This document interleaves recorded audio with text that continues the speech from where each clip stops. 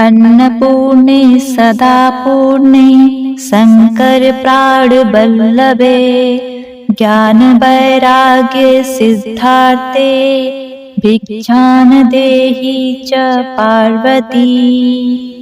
स्वर्ग सुखानी जग कल्याणी जो जपते जप नाम हे अन्नपूर्णा माँ, मेरी अन्नपूर्णा माँ। आदि भवानी जो कृपाणी करते हम प्रणाम हे अन्नपूर्णा माँ, मेरी अन्नपूर्णा माँ। पार्वती पते हर हर महादेव। श्री विश्वनाथ भगवान की जय। अन्नपूर्णा मात की जय। प्रिय भक्तगणों, आज मार्गशीर्ष माह की पूर्णिमा तिथि है और आज संसार का भरण पोषण करने वाली माता अन्नपूर्णा की जयंती है। जीवनदायिनी माँ पार्वती आज के ही दिन देवी अन्नपूर्णा के रूप में पृथ्वी पर सभी भक्तों का कल्याण करने के लिए प्रकट हुई थी। शिव पुराण के अनुसार इस तिथि पर जो भी भक्तगण माता अन्नपूर्णा की पूजा तथा कथा का श्रवण करते हैं, उसके प्रभाव से व्यक्ति की रसोई में सदा अन्नपूर्णा माता का वास हो जाता है। भक्तों के घर में कभी भी अन्न की कमी नहीं होती। परिवार के सभी सदस्यों का कल्याण होता है। सृष्टि के प्राणियों का भरण पोषण करने वाली ममतामयी तीनों लोकों की माता अन्नपूर्णा, इनके नाम का जप तथा कथा का श्रवण करने से भक्तों को अन्न धन संतान आरोग्य एवं ऐश्वर्य की प्राप्ति होती है। इससे पहले कि कथा को शुरू करें, जगत जननी मातेश्वरी माँ अन्नपूर्णा, इस कथा को श्रवण करने वाले अपने भक्तों पर सदैव अपनी कृपा दृष्टि बनाए रखना। अन्न और धन के भंडार भरे रहें। प्रिय भक्तगणों, आप महादेव के सच्चे भक्त हैं तो कमेंट में जय भोलेनाथ, जय माता अन्नपूर्णा भक्ति भाव से लिख दीजिए। कथा को आधा अधूरा छोड़े बिना बड़ी श्रद्धा भाव से पूरे अंत तक श्रवण करें। माता आपका अवश्य ही कल्याण करेंगी। अन्नपूर्णे सदा पूर्णे शंकर प्राण बल्लभे ज्ञान वैराग्य सिद्धार्थे भिक्षान देहि च पार्वती। ओम नमः शिवाय।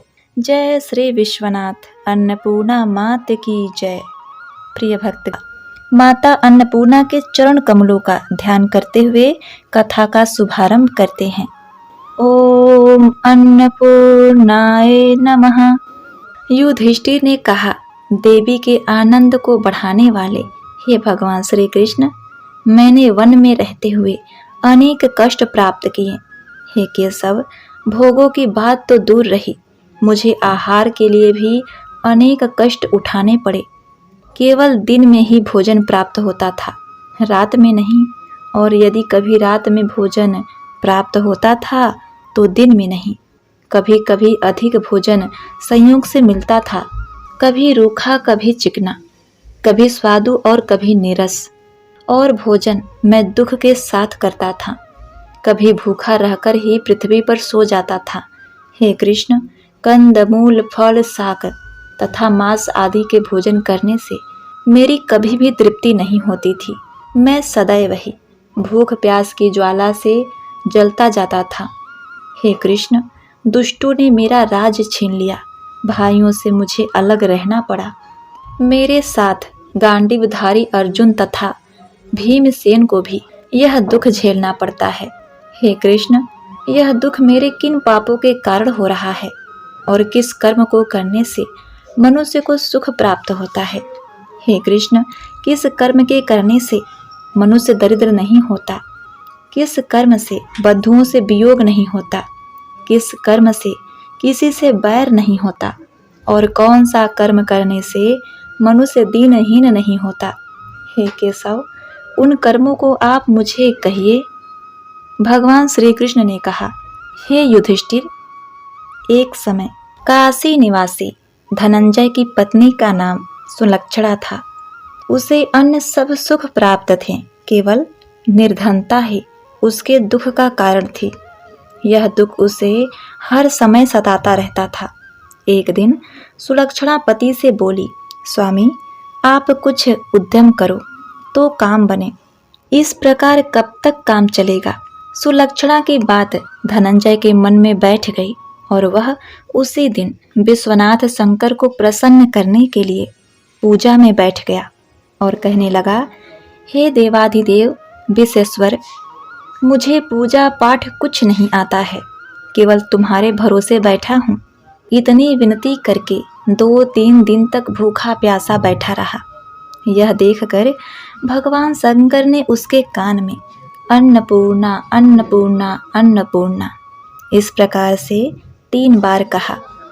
यह कौन क्या कहाँ गया, इसी सोच में धनंजय पड़ गया था कि मंदिर से आते ब्राह्मण को देखकर पूछने लगा, पंडित जी अन्नपूर्णा कौन है। ब्राह्मणों ने कहा, तू अन्न छोड़कर बैठा है तो तुझे अन्न की ही बात सूझती है, जा घर जाकर अन्न ग्रहण कर। धनंजय घर गया, स्त्री से सारी बात कही।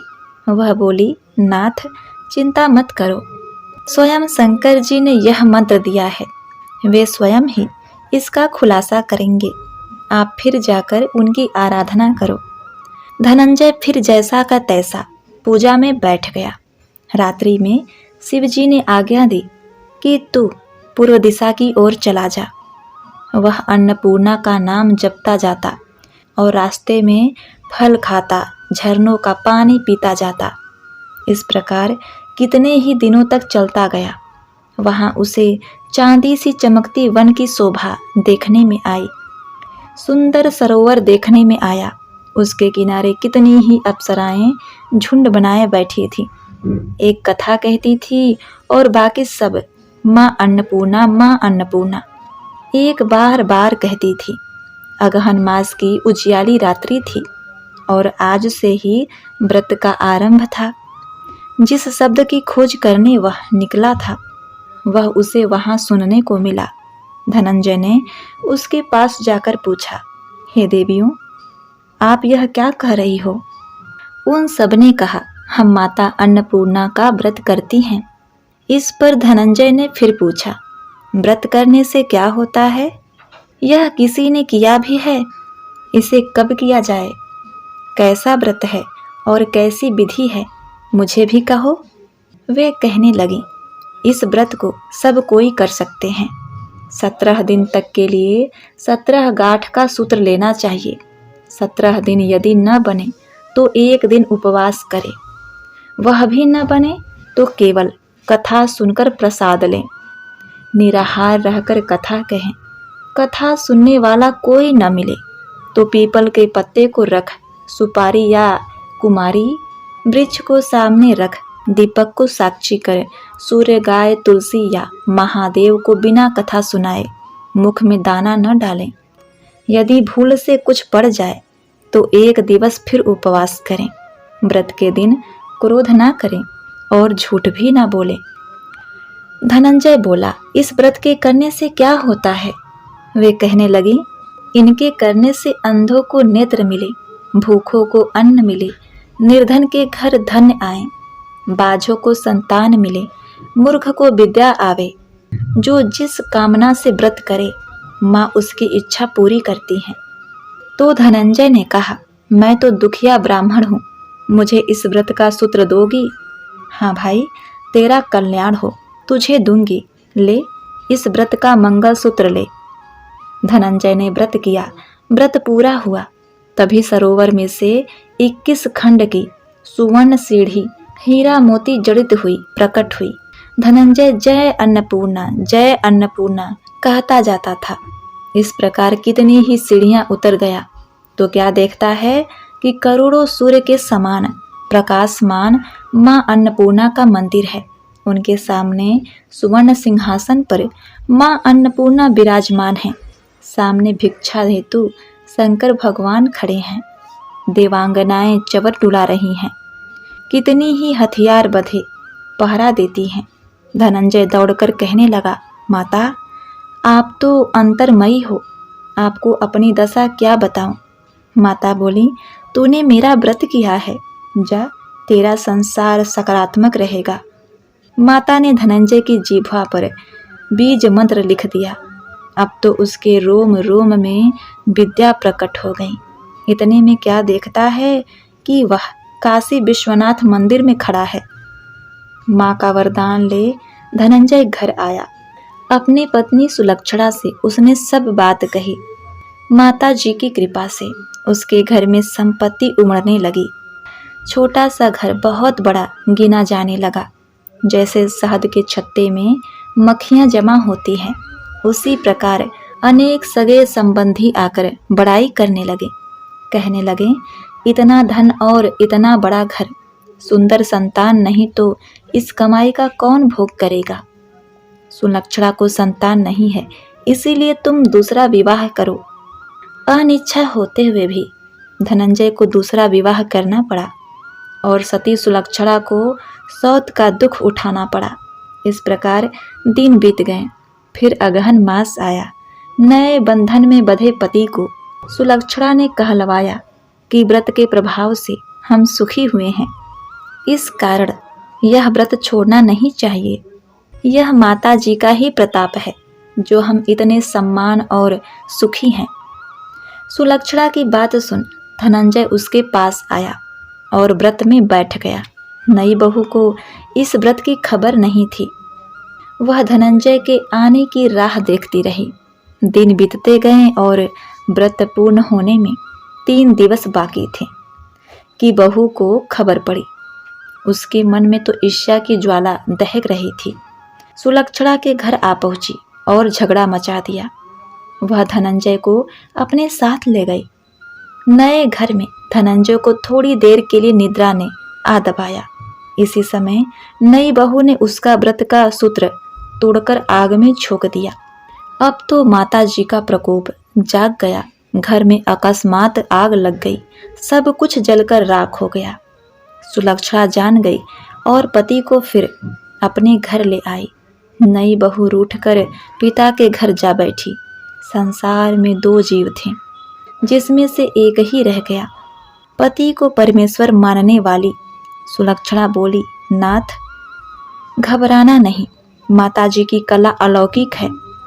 पुत्र कुपुत्र हो सकता है, पर माता कुमाता नहीं होती।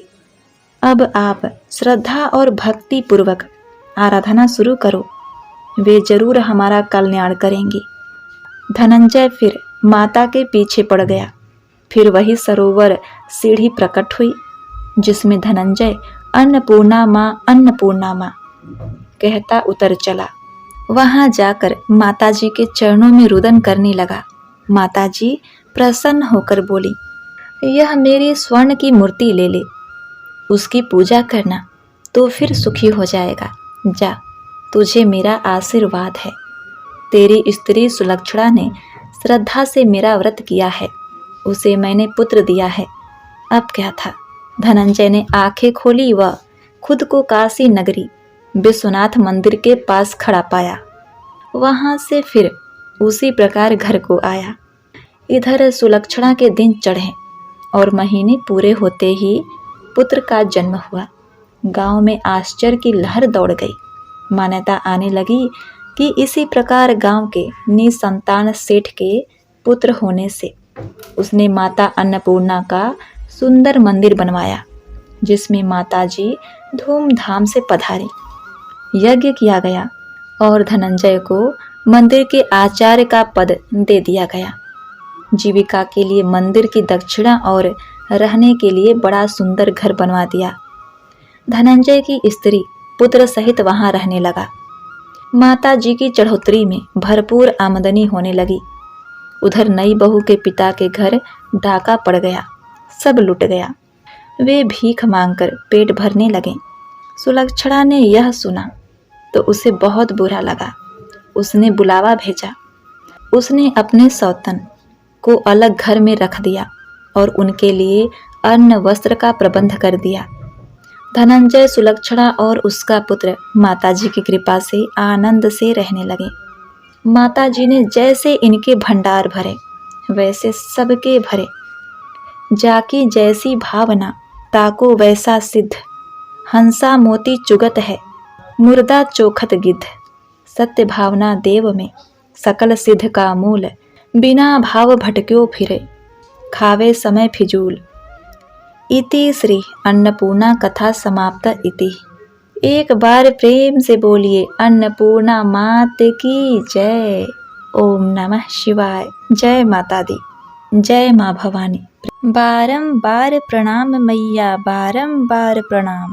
जो नहीं ध्यावे तुम्हें अंबिके, कहाँ उसे विश्राम। अन्नपूर्णा देवी नाम तिहारे, लेत होत सब काम। प्रलय युगांतर यो जन्मांतर, कालांतर तक नाम। सुर असुरों की रचना करती, कहाँ कृष्ण कहाँ राम। चुमही चरण चतुर चतुरानन, चारु चक्रधर श्याम। चंद्रचूड़ चंद्रानन चाकर, शोभा लखही ललाम। देवी देव दयनीय दशा में, दया दया तब नाम। त्राहि त्राहि शरणागत वत्सल, शरण रूप तब धाम। ही श्री श्रद्धा श्री ए विद्या, श्री क्लीम कमला काम। क्रांति भ्रांति मई क्रांति, शांति मई वरदे तू निष्काम। बारंबार प्रणाम मैया, बारंबार प्रणाम।